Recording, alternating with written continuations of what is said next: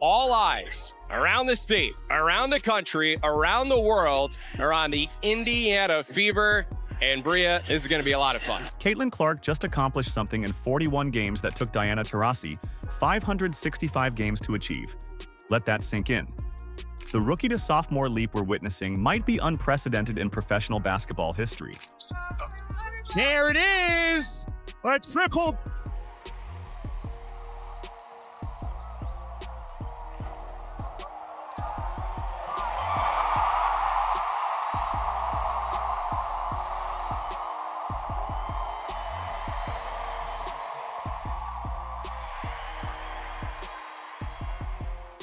While everyone's talking about her triple-double, there are actually 11 records from that game that were broken by Clark and the Indiana Fever.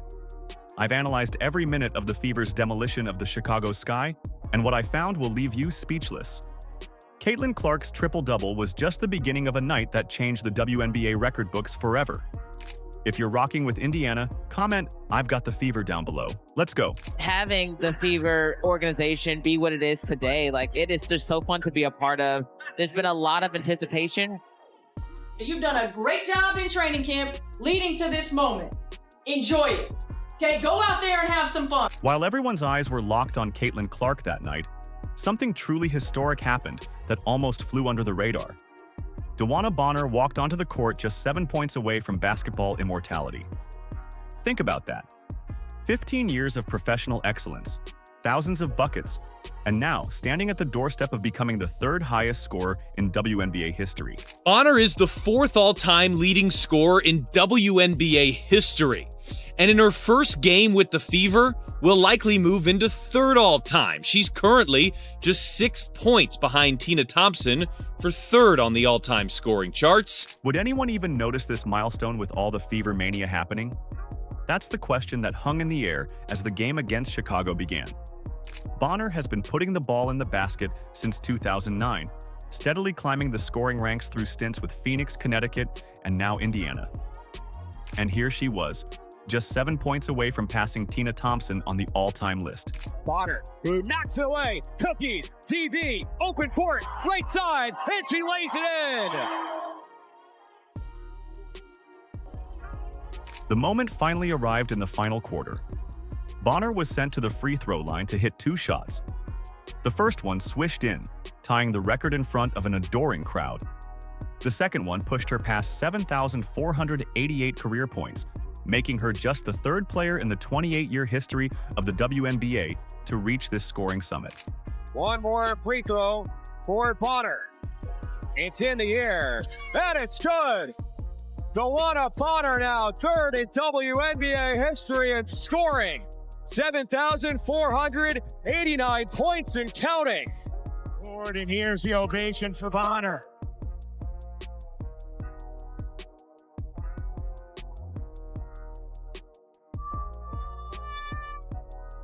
What makes Bonner's achievement even more special is how she's transformed the Fever's culture. This isn't just some aging star chasing personal glory. She's a 6-time All-Star with 2 championships who brings winning DNA to a young roster desperate for guidance. When she speaks in the locker room, players like Clark, Boston, Kelsey Mitchell, and Lexi Hull listen. You know, DB is somebody that, you know, she's a Hall of Famer, like a legend, not only a good basketball player, a great person, a great leader. You know, the strongest voice in our locker room is hers, and it's fun to have been around here now for about a month just to get to learn from her and soak it in. And I'm really happy she got to do it at the free throw line and all the fans could go crazy and cheer for her because she certainly deserved that moment, and it was really awesome to see and be a part of. The Indiana crowd gave her a standing ovation when the PA announcer shared the milestone. It proved that even in this era of viral highlights and young superstars, basketball fans still recognize greatness that spans decades. Bonner's climb to become the 3rd all-time leading scorer wasn't just a personal achievement. It set the tone for what would become a night of record-breaking performances. Now Bonner has only Tina Charles ahead of her at 7,696 points for the 2nd spot on the all-time list. But as impressive as her achievement was, the night was just getting started.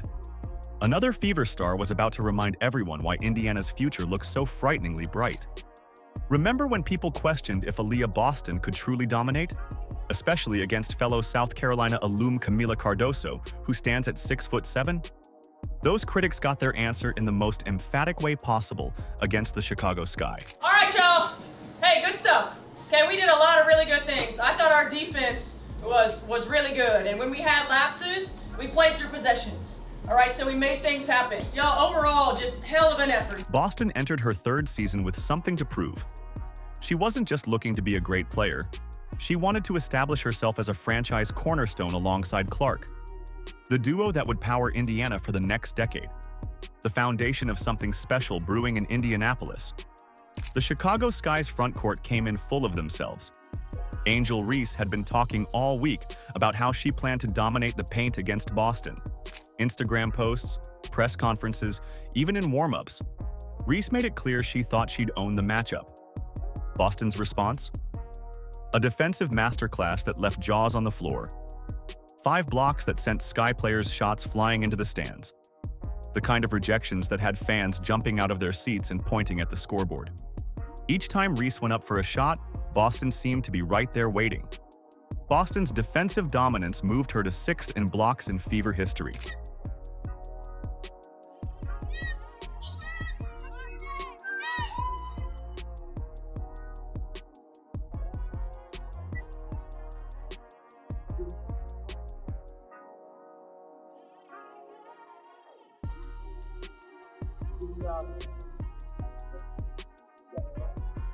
Those 13 rebounds weren't just impressive, they were historic. The performance moved Boston to 8th in rebounds in Fever franchise history in just her 3rd season. Think about that.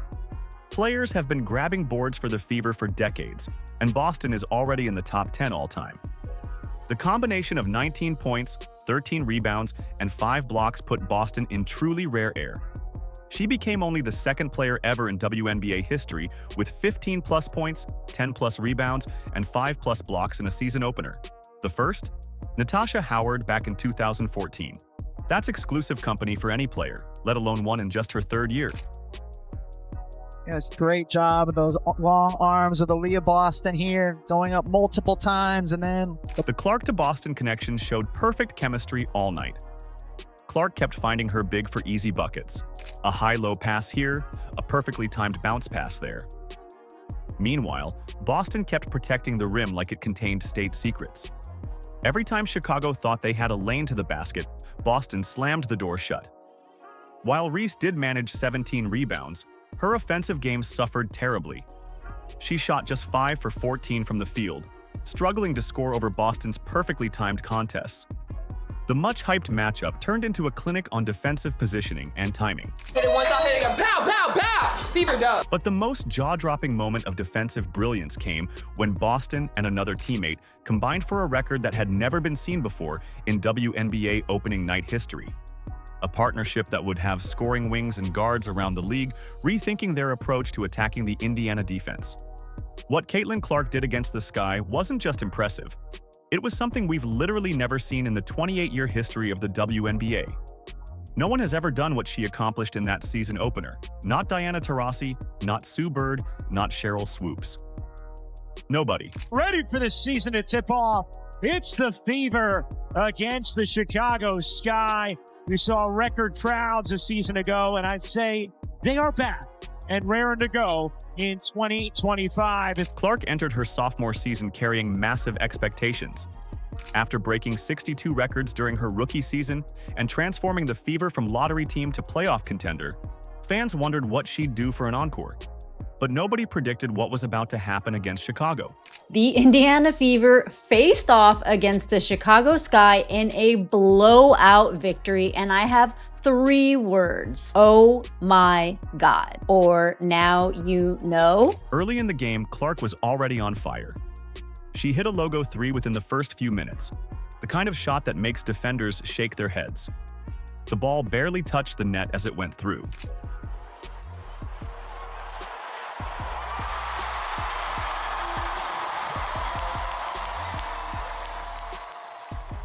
That was just the beginning.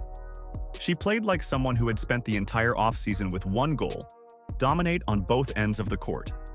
Clark started seeing passing lanes nobody else could see, threading needles with passes that seemed impossible.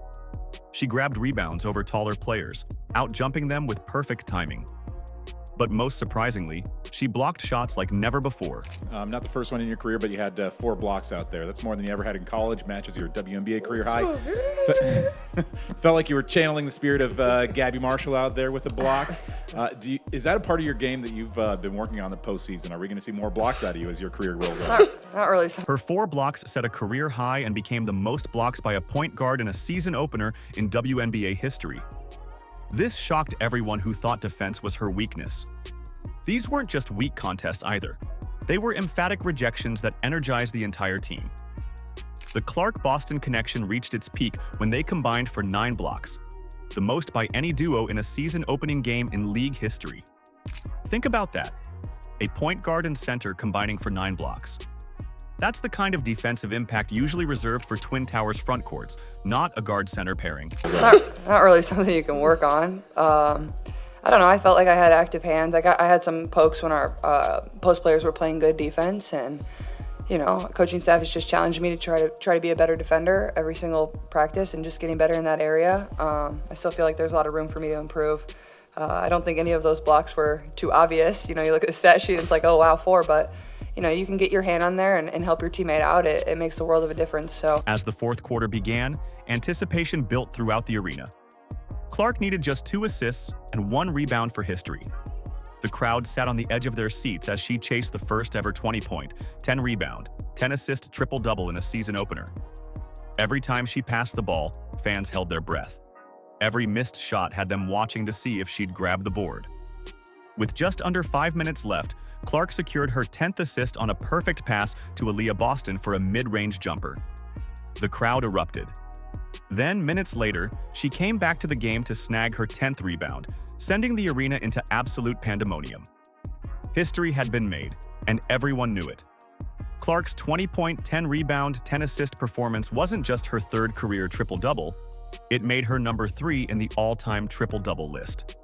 She became the fastest player in WNBA history to reach 3 career triple-doubles, needing just 41 games, while also tying Alyssa Thomas for the 2nd most 20-point triple-doubles ever. There it is! A triple.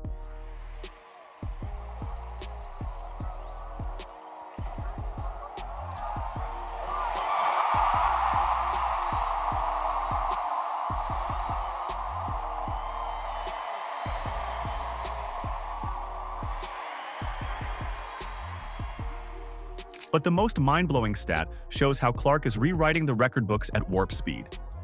She now has 9 games with 20-plus points and 10-plus assists, 2nd all-time next to Courtney Vandersloot. What's even more record-breaking is she did this in just 41 games, while Diana Taurasi, also with 9 such games, took 565 games to reach that mark. League leader Courtney Vandersloot needed 430 games to reach 10 such performances. That's the difference between Clark and everyone else who's played in this league. What takes other players their entire careers to accomplish, she's doing in her first 41 games. She's not just breaking records, she's shattering our understanding of what's possible for a player in professional basketball. Think about this. If Clark maintains even a fraction of this pace, she'll break every meaningful WNBA point, assist, and triple-double record before her. It's all said and done. That's not hyperbole. That's math. Caitlin Clark is a superstar. Not a female superstar. She is a superstar. We were coming to see Caitlin Clark play. She moves the needle. What we just witnessed against the Sky isn't just a win. It's the birth of a dynasty that could dominate women's basketball for the next decade. The Fever's 35-point demolition of Chicago represents more than just a regular victory. It showcases what happens when generational talents align at the perfect moment. And this wasn't any ordinary blowout. It represents the 2nd biggest win margin in Indiana Fever history. While skeptics might dismiss this as just one game, the statistical evidence tells a different story about what's actually brewing in Indiana. 11 records broken in a single night isn't a fluke. It's a warning shot to the rest of the league. She just absolutely did it all and became a magnet for attention and an icon for sports fans, certainly little girls, certainly mine as well, playing her basketball and watching her play. The Clark-Boston connection is evolving faster than anyone anticipated. Their combined 9 blocks demonstrates they're developing two-way chemistry that goes beyond scoring.